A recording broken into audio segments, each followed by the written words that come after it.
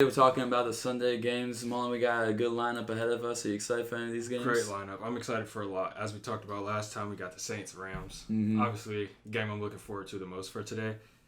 And then probably the Patriots game, just because we know the history of Tom Brady and how he performs against the Dolphins for whatever reason. So I'm looking forward to see what he can do, especially with Antonio Brown coming in today. You see, I'm on the opposite side of it. Really? I'm taking the devil's advocate. I need to see this taking game. it. Now, Patriots are 18.5 point favorites Yeah. in this game. Out of the last 6 times that the Patriots came to Miami, 5 of them the Miami Dolphins have won. Mm-hmm. I'm sorry, but I have to take that into consideration, and I say the Dolphins have a shot of actually pulling this off somehow. Somehow they do. Especially, you look at it, maybe you're adding Antonio Brown in there. You might fumble up a little bit, so Dolphins might find a chance. But I think the Patriots are just going to get them out the way pretty early in the game. Maybe second quarter there. We know who's going to win the game. I don't think the Dolphins have much of a chance. Team's falling apart. Yeah, trading Minka, and there's talks now, obviously the front runner, kind of like we correctly assumed. Yeah. Cowboys coming out in the front. Yep. But there's talk about Taco now being... Taco involved in that trade. Yeah, what do you think on that? I wouldn't mind it for the Cowboys. If I'm a Cowboys fan, obviously, do it. We need secondary help there anyway. But you're trading Taco Charlton. He's a good player, good young player, good name, marketability is there. But if you can bring in Minka Fitzpatrick, do it. Yeah, absolutely. Sure. I definitely agree with that, especially if, you got Lane Vander Esch, you got all those guys back there. Sean Lee, of course, still in there. So I definitely see that. Yeah. And then we got Seahawks versus Steelers coming up today. Oh, my. No, they signed Ziggy Ansah, but still unlikely to play, so he's probably not going to make his debut today. Yeah. What are your thoughts about that? You think anything is going to impact that? Because they say maybe he should be there 100% next week. Yeah. Just missing this week against the Steelers. And take your time to recover. I definitely agree with that. The only thing is you're looking at a Steelers O-line that the entire time Big Ben's been there, their O-line has been pretty solid. Completely solid. Yeah. And you look at Ziggy Ansah, he's someone that can get around that edge. You need that kind of player to put that pressure on AB, make those quick reads, make those decisions. I don't think they're going to have that this week. No. So I think Big B is going to be able to kind of pick away at the defense. Yeah. With that being said, though, you look at last week against the Patriots. Obviously, Patriots, different caliber team. Yeah. But still, wasn't the best game. Do you think we see the Big B of old come back? Or do you think we see him kind of fumble again? I'm not going to say fumble, or I'm not going to say either of the two extremes. I'll say he's somewhere in the middle there. So, maybe 20-something points they'll get. But I think maybe Jadeveon Clowney and Bobby Wagner can do something to contain the offense, but I don't think they'll do enough. The game will be tight. I don't think, the old Big Ben will kind of run away with the game, but I think it'll be tight. It's probably going to turn out to be a good game, too. Yeah, I definitely see that one coming out to being a close one. I'll be shocked if it doesn't. Yeah. Now, next game, Cowboys, Redskins. Man, this is definitely a game that you should expect the team to win. Sure. There should definitely be a favorite here. Do you think it's safe to assume that? I do. I think with the holdout from Zeke, I think he's going to come out even more prepared for this week than he did last week because he had just about the entire offseason off. So I think he's going to come out with more to prove in this game. Dak Prescott will probably continue what he started last week against this team. And then Tavon Nelson is out, but I don't think that's going to have much of an impact on the team, especially because they still have Amari Cooper, Randall Cobb. So they're pretty solid and ready, and then their defense is just otherworldly at this point. So I think going against the Redskins is just going to be another litmus test for them as a team. And you also got to remember Redskins side.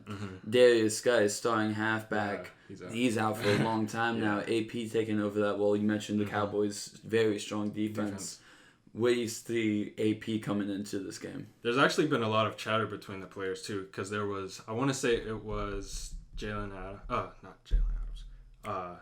Jalen Smith talking about Adrian Peterson pretty much not being able to run against their defense. Ooh.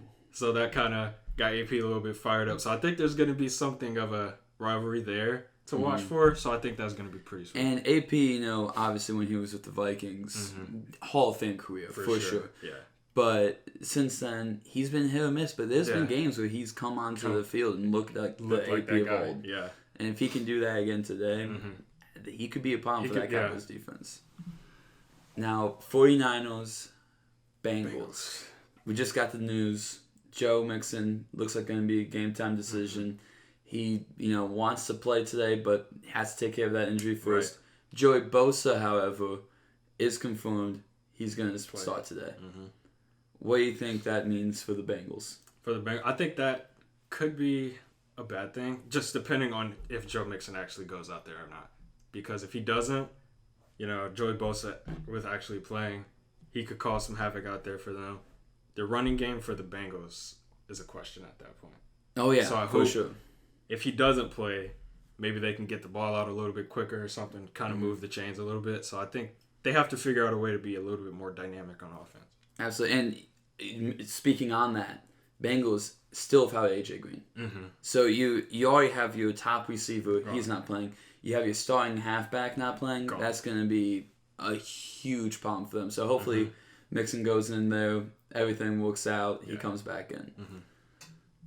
Now we got Chargers versus Lions. Oh, yeah. Mike Williams, questionable. And then something with their kicking situation is apparently they have their punter for this week is going to be kicking their field goals because their kicker's down. Yeah, I heard the kicker strained his groin in practice. Yeah. So do you have any concerns about absolutely either Mike Williams or even the punter kicking field goals for this week? Look, I think Mike Williams is going to play. I don't think they will see the Mike Williams that you normally see. He's a great red zone target for the Chargers, so I definitely think when they get closer to the end zone, they'll put him in. Yeah. Keep his touches limited. But a punter kicking field goals. Look, here's the thing that's coming into it. Kickers can't make field goals anymore. Right, yeah. The kickers can't do their jobs. They get paid all this money and they can't make field goals. Now you're asking a guy who doesn't have a job making field goals to make field goals? I don't know how I feel about this. I can definitely see this becoming a problem for them. Absolutely. And then Tyler Decker, not expected to play either. Yeah. This is going to be one of those games where we'll see what happens with the teams, but I don't think it's going to affect them enough. No. I still say the Chargers are going to come out winning this game. Probably. Yeah, I would say so. If it was, Chargers versus Rams, I say that this definitely has more of an impact, but I'm not putting too much stock in the Lions. Yeah, not too much. And then, next game, we have Vikings versus Packers. Must win for the Packers. For sure, yeah, I would say so. It's just adding the new offense in. I think there was a lot of chatter about Aaron Rodgers during the offseason, so I think he has a lot to prove. Not only this game, but during this entire season. He has to pretty much show up consistently. So I think this is going to be another test from last week, because last game against the Bears was barely a game at all. But so I think he has to at least show he can produce in this new offense. Oh yeah. So I think that's going to be a thing. And you got to remember, Bears division, Vikings division. Yeah. You can't have two performances. Sure, come out on top. That's great. But if you're looking like you can't compete in your own division, right? That's not going to look good for the rest of the season. No, not at all. So I'm hoping the Packers come out, like you said, different kind of format. Offense starts working together better, and we'll see what happens there. Now we got Colts, Titans. What are the thoughts? That one's hard because a lot of people are hating on Jacoby Brissett coming in after Andrew Luck leaves. But looking at him just off the preseason alone, Jacoby Brissett looks solid. Yeah, he played pretty well. T.Y. Hilton can make a good quarterback. He can help out. But you also look at that Titans defense. You can't take your first read. No. They take away your first read. That's how, they had Baker Mayfield stumbling all last week because they took away his first read. Yeah. And you expect that same thing to happen today. So, Jacoby Brissett, definitely a veteran. He's been around the league. Right. But he hasn't had that starting playing time too much. Yeah. So you wonder, how well is he going to be able to adapt? Mm-hmm. And I think the entire game comes down to him. Yeah. If he can adapt and find those other leads, Colts win. Yeah. If he can't, then I think the Titans defense win the game for them. They pull it out. Mm-hmm. Mm-hmm. You know, you can't forget Marcus Mariota, Derrick Henry, but I don't think that's where the game's going to be. Yeah, the game's going to be on the defense for the Titans, for sure. Absolutely.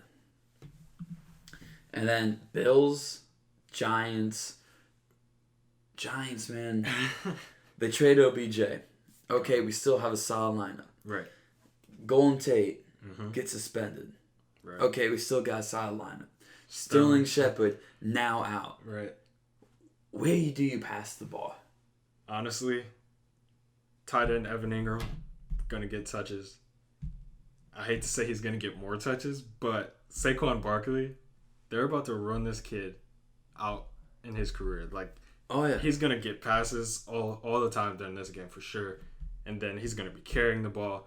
He's gonna have a heavy workload this week, I expect. Oh yeah. So fantasy wise, start Chicago. Yes, definitely. If you have Saquon, start him ASAP. Oh yeah.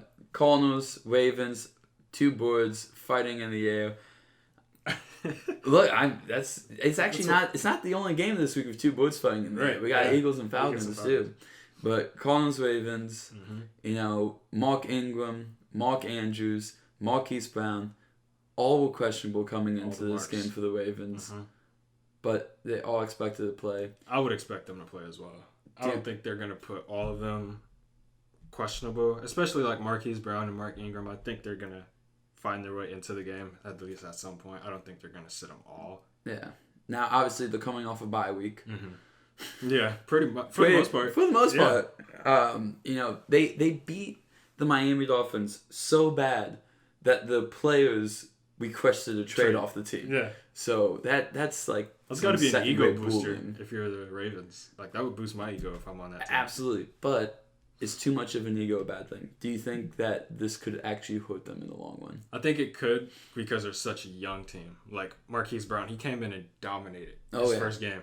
I don't want him to expect to dominate every game like that, because that's not how it's going to be. And then Lamar Jackson, not bad for a running back. That was great against the Dolphins.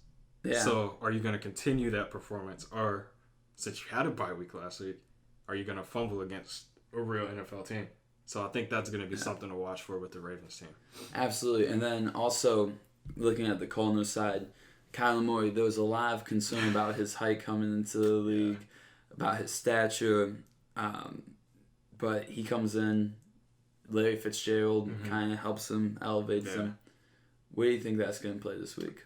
I think last week he fumbled a lot during, not literally fumbled, but kind of stumbled in the first half of that game. But then he kind of found his way during the second half in that overtime. So I think we probably see a little bit more of him figuring out the game of the NFL. So I think he's not going to have this great game, but I think we see more of an improvement from Kyler Murray, especially in terms of chemistry with Larry Fitzgerald and his other receivers. So I think he takes the next step forward, which you want to see. Yeah, absolutely, absolutely. So then, next game coming in. Jags versus Texans. News comes out that Nick Foles, after getting hurt, is not expected to be back until about week 11.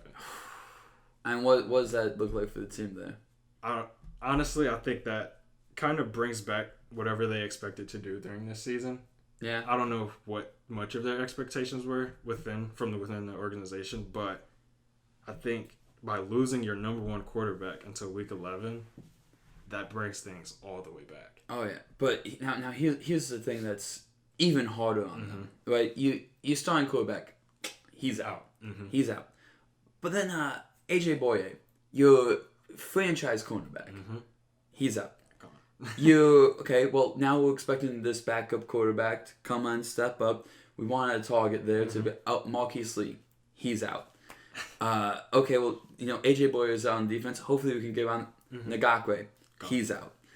Okay, well, what we're looking at here. Well, your tackle, Cedric, he's out. Your tight end, Josh Oliver, he's out. Pretty much an entire starting roster for these Jaguars I mean, this is starting to look like a preseason game to me. It is. Like a mid like preseason week 2. Yeah. So I think the Texans are going to come out in this game. Especially probably the Texans defense is probably going to come out and play really or look really great. I don't want to say they're going to play really well and be really great because they're not playing much of anything, but they're going to look like a really good team. So if you could pick up the Texas defense in fantasy, I would do it. Exactly. Because I just did it this morning. But you see, now I'm mad about that because we're in the same league. so he's out here taking stuff. Okay, I see you. So, I think that's going to be a great way for the Texans to probably catch a little bit of momentum heading into next week. Especially coming off their game from last week. I think this could be a great momentum shifter for them. Definitely agree. Chiefs, Raiders. Wow. I mean... We know you have a favorite part to want to cover with this Raiders team and their field for today. Okay, look. I don't know. Something about watching it as a kid growing up. I loved... And I know it's a safety hazard, and I know we need to get rid of it. For sure. I know that for a fact. to go. But it just reminded me of playing on the playground, you know? Growing up, you don't have a football field near you, but you got a baseball diamond, you start playing. So you go play there. You play anywhere you can find. This will be the last game in which we see a baseball diamond visible on a football field. I don't know, that touches me. That hurts me a little bit. Does it? It shows sign of progress, but I'm going to miss it. I could see why you would miss it because it definitely has like a different look. Like when you're watching the Raiders play, you know who you're watching, especially at home, because it's like, oh, they got the fucking baseball diamond right there on the field. So it's there. And then obviously we got Garyon Conley, who was carted off the field last week because of being hit by one of his own guys. Oh yeah, is expected to play this week. Absolute miracle. Yeah, like the fact that he's even playing the rest of the season. Amazes me. Yeah. The fact that he's playing a week after that, craziness to me. Obviously, though, the safety that hit him, he's now not playing. Yeah. But Eric Fisher, long shot. He pulled his groin. That's gonna be tough on the team. But if he is able to play, then I do see that happen. Yeah. Chiefs Raiders though, even without AB. Those Raiders look dangerous. But using Tyrell Williams, they used him pretty well last week as their number one receiver. They did pretty well, but surprisingly, Derek Carr looked pretty comfortable in that offense. So I think that could be something to watch for, as long as the Chiefs don't go off for their usual like 30, 35 points. The Raiders could stick with this game. I can definitely see this being very comparable to last season's Chiefs versus Rams. Yeah. Two teams with their defenses not fully intact, but their offenses off the charts. Yeah. And I can definitely see that coming into this game. Yeah, for sure. Now, Bears, Broncos, the double Bs. Two prominent defenses and two where did we go wrong offenses. What are you looking at there for that game? This is for sure going to be a defensive game. I don't know how many points are going to be scored. We could be looking at another game where it's similar to the Super Bowl with minimal scoring, to say the least. Because, as you said, like the offenses just aren't there. Yeah. Especially for the Broncos, like Khalil Mack on the other side. Just that entire Bears defense, Roquan Smith, everybody.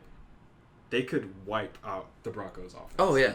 So, theoretically, Mitchell Trubisky should be able to score like 1, maybe 2 touchdowns and win the game. Yeah. So they should be good. I would probably go with the Bears for this game, but I wouldn't be surprised either way. Now, Bears fans, we saw with Jay Cutler, very quick to put him on the chopping block. For sure. It's doing the same to Mitch Trubisky here. They're very, they watch that game, they're like, hey, we don't like it. We want you out. Yeah. How important is this game for Mitch Trubisky? I think just about every game he plays is going to be very important because, like you said, like that fan base, they'll be ready to move on pretty quick. Yeah. And if the fan base gets too loud, the ownership and the GM, they'll have to make a move. So I think he has to prove something every week to keep his way on this team, which I would want to do because you have a great defense, which could put you in the situation, make the playoffs, You make the playoffs, anything can happen. You look at the Ravens from, I forget which season, but when they won the Super Bowl, that was their offense was non-existent. Mm-hmm. But they had Ed Reed, they had Ray Lewis, they had Terrell Suggs. You're not gonna beat that defense. Same thing with this Bears. Mm-hmm. You got Roquan Smith, you got Khalil Mack.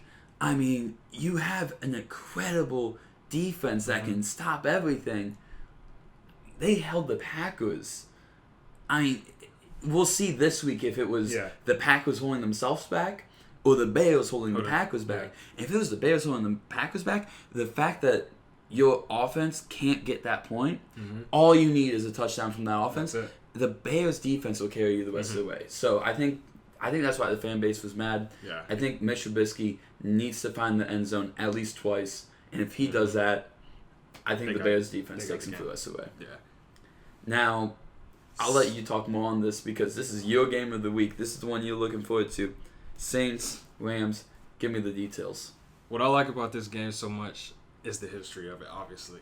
You have last playoff, just the way that it ended for the Saints and so much around it, I think the Saints are going to come out in this game with so much to prove. Like Drew Brees has said, like, no matter what, you can't leave that in the past. Like, that's a game that's going to follow you through the rest of your career. So I think that's going to be something that he comes up with for sure, as I want to go out and beat this team. Not just, we win 21-14. Like, I think they're going to want to put up a lot of points. Now, are they? That's a different story, but I think they want to come out and do really well. Now, I think Todd Gurley could be a decision, like a game-time decision for this game, for this team. I think he could determine whether they win or lose this game. Because last week he did all right. He did pretty solid. But I think if they give him enough touches and he impacts the game offensively, he could change the game. Or if Jared Goff plays like an actual quarterback and actually scores touchdowns, instead of just throwing the ball, getting a good amount of yards, and actually puts touchdowns on the scoreboard, that could change the game for the Rams. Yeah, I mean, that Jared Goff comment, that took me back. That took me back. That was a hard hit, but I definitely agree with that. I definitely think that coming in, I said this on Thursday, I'll say it again, this officiating definitely going to be tight. Mm-hmm. Oh, 1,000%. Yeah. You can't expect it not to be tight. And you know what? We got two more games to go over real fast, but I want to take a break real fast and just talk. I mentioned it looking back on Thursday night's game, looking back on week 1, the officiating has been terrible so far this season. And I mean, look, I watch these games and I understand that's a hard job to have. It is. That's a hard task to pull. But even seasons past, I feel like the officiating has been better than this past little bit. Yeah. Last week was pretty rough for most teams. Just, I want to know if it was like, it was the first week of the season, teams getting back into it, so they're just kind of throwing flags out there to make sure everything is safe, or if it was just the refs are really about to be this bad for the season. Yeah. Which scares me a lot. Yeah, so are you looking at these games, are you looking to see how often that flag is thrown? Yes, for sure. Especially with this Saints-Rams game, because I think that's going to be... They're going to be really tight on this game. So if they're going to be really tight, I think we see the most penalties from this game. Mm-hmm. So I want to see what is the actual number for that game. To see what they actually do and how they try to call this game to keep it at least in the players' hands, but keep it safe and keep it within the discord of what the NFL wants it to be. Yeah. So I think they have to play it pretty safe, but pretty tight too. Okay, well, looking at these games, we'll definitely see what happens there. Now, Sunday Night Football, always a big thing. Yep. Like I mentioned, we got another attack of the Birds against each other. Eagles, Falcons. You looking, Deshaun Jackson. Whoa. Right. He went off. He looked like Deshaun Jackson from years of old. Yep. And I definitely think he can do that again this week. And if he's going to have that much of an impact on the game, that's going to be dangerous. On the opposite end, though, you have Julio Jones, and you can never count Julio Jones out. Not at all. If you had to decide one player in this game who could decide the game for the other team, who would you say? Oh, definitely Deshaun Jackson. I think if he comes out and he runs a streak, runs across the field like he did last week, he'll be a pain for the Falcons. For sure. And he'll open up the field. Going that deep, you have Alshon Jeffrey coming down the middle. You have a halfback that you can hand the ball off to. Right. That's going to be dangerous.